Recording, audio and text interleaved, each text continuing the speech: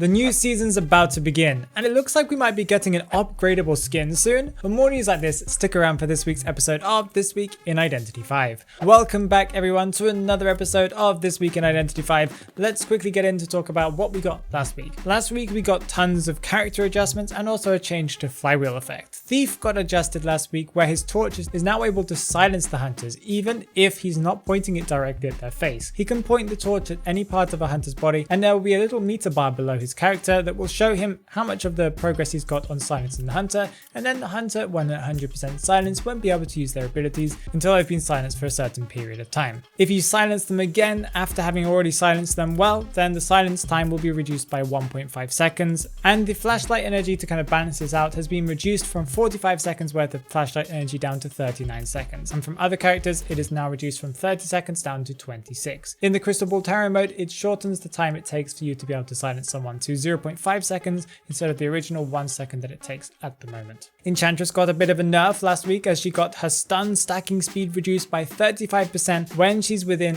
12.7 meters of a survivor. This is so that she can't just be a harass person 100% of the time. It kind of focuses her more on being a kiting person and less of being a rescue from balloons character, because she won't be able to stack up her stuns as much when she's double kiting with someone or something like that. Toy Merchant got a much needed little fix where she now doesn't get interrupted, and survivors in general don't get interrupted when using the catapult after they get hit. Prisoner got a big buff, and I've seen this a lot, and I do think he's much more consistent and much stronger than he was originally, where now his shock will recharge slowly whilst outside of the electric field. And this means that prisoners can actually use multiple stuns per kite, and you'll see stuns happen much more often from the prisoner. It also charges faster, of course, when he's within the electric field. He also got a buff where his default decoding speed being increased to 105% from the original 100, and I'm not very clear on if he actually got a 5% buff whilst connected or not. In their original test server it didn't say so, but in their description it seemed that he's been increased from his connection speed of 110 that he had before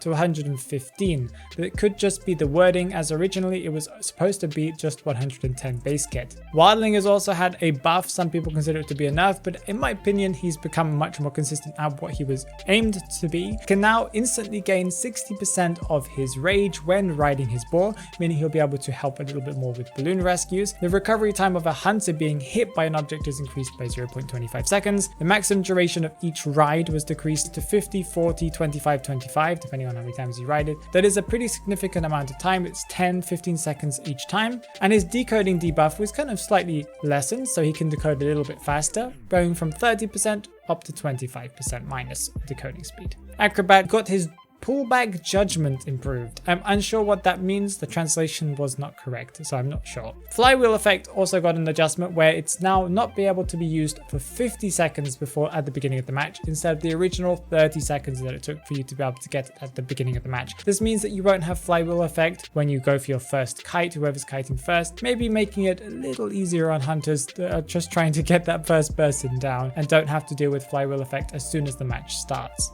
There are some minor adjustments to Hermit, some minor adjustments to the status icons in matches. They gave us a new package in the store that was for the IJL Club Zeta. Not sure if anybody was looking forward to that package or not. They didn't pre-announce it, but it's here. And they gave us, of course, the final push for Season 22 because we're about to get Season 23. So that means that we've got logic points increased, the limit, and all of that kind of stuff as well. But something that was very interesting that they released over on their, well, technically over on their Weibo account, that was kind of maybe interesting information for people who are interested in competitive, is they released the stats for which hunters, which survivors are the strongest and most banned in China region. By strongest, I mean had the highest win rate. There were some really interesting stats. If you want to go and see what that's all about, go and check out a Reddit talking about this, and also check out the official website from Natty so you can see who's being played. And also make sure you take into context that not all of these characters that are banned often or are in this list are characters that are played often. They may have a high win rate,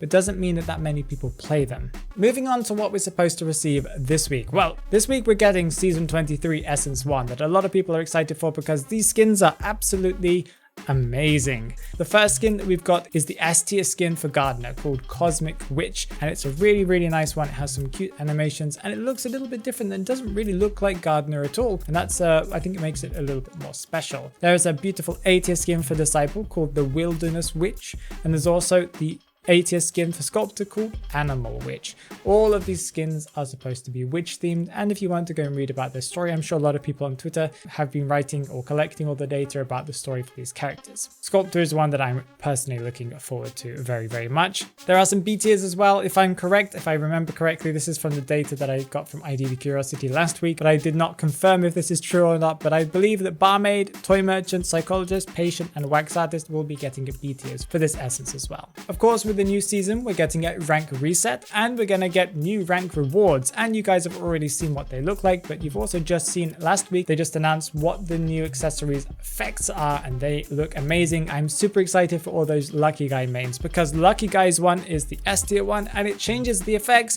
for all of his items. This is a really, really good accessory for Lucky Guy. They put a lot of work into it. It's really nice. They're also giving us an A tier Psychologist accessory that has some chain effects to whoever she's whistling, and the Sand Timer, I've forgotten what the name of it was called, gives sand effects to BQ's mirror, and they look quite nice as well. Actually, this is something that I might consider getting for myself. New season, new rank season, new logic paths as well, because we're getting Mind's Eyes Sea Witch, that I guess is also connected to the whole Gardener, Disciple, and Sculptor skins. Of course, if you get to the certain level, you'll be able to get that in the logic path, but you can also get a seashell accessory, a portrait, and a portrait frame that are all connected to this character, the Sea Witch. This week, we'll also be getting the Stellaris Challenge 2022, where the 8 top teams from 6 regions, including NA/EU, will be competing for a grand prize, I believe.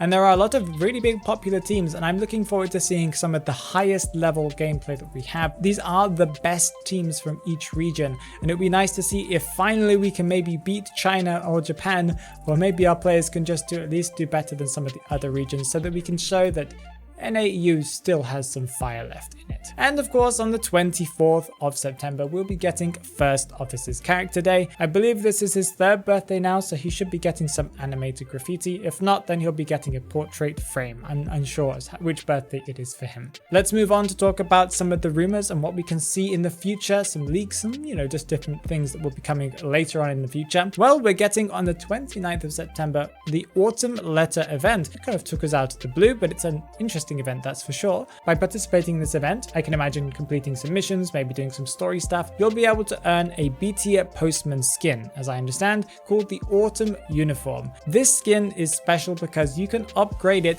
with echoes. I believe it cannot be upgraded with any other type of money in game, but echoes only, and it will make it into an A tier skin. I believe we'll also be able to get an A tier accessory that's called the Titan Windmill for Postman as well, and we'll also be able to get the Furniture Maple Rug. That's quite nice. It's a big maple tree rug leaf thing, a portrait, and a portrait frame that are all very seasonal, and I'm looking forward to this event. Postman is quite a popular character, surprisingly. I'm still unsure as to how much of this is free though, so please keep an eye on that, and please know that I'm not completely sure if any of this is free or if we have to spend some fragments for it or some echoes to be able to unlock any of these accessories, portraits, or furniture, or whatever it is. Moving on to the Talk in the Manor, where I respond to your comments that you guys left on my recent videos. Nikita Umda says, love the compilations, hope to see more of them in the future. This is of course on my recent compilation video of all of the commentary streams that I've done over the summer. The reason why I did this video is very different for me to do any sort of compilation content is because I actually had a plan for what the video was going to be for this weekend. I started doing lots of research into it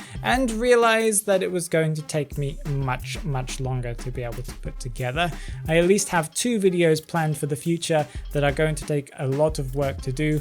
One of them may be coming out much later, maybe in a month or even more. The next video, this big video that I've been preparing, I have no idea when it's going to come out because I'm still doing active research on it and script writing because I want to make it something big and important, and I want to make sure that it's well enough research for me not to be giving out false information. So instead, I just did a compilation video with something that I wanted to try out and do to show some of the fun and funny moments that some people just miss because they just never watch the live streams, and maybe it will kind of convince people to come and join. Sire says on my recent video talking about Hermit's counter says, Hermit mains are typing. Yeah, I've had a lot of comments from people saying, oh no, you're ruining it. You're ruining it. Now people know how to counter me as Hermit. Yeah, a lot of people have been banning Hermit in rank. People think he's incredibly strong and incredibly broken. And I do think he's much stronger against people that are in solo queue. But if you're in any type of voice chat, it's pretty easy to bully a decent-ish player Hermit. I have not played against a top player Hermit, and I'm unsure as to how good they really can be, but there are so many counters to Hermit, so many different characters you can play, and just strategies even in the matches, even if you don't have a character that directly counters him, that can help you just extend kites and just help you to rescue without having many issues. Which team do you think is going to win the Stellaris challenge? Which region, I guess, is the best question? Please tell me down in the comments below, and remember to like and subscribe and check out the BBlackPhoenix IDV channel where I have extra content for Identity 5. It will be in the description, so make sure you check that out. Have an amazing day, guys. Bye bye.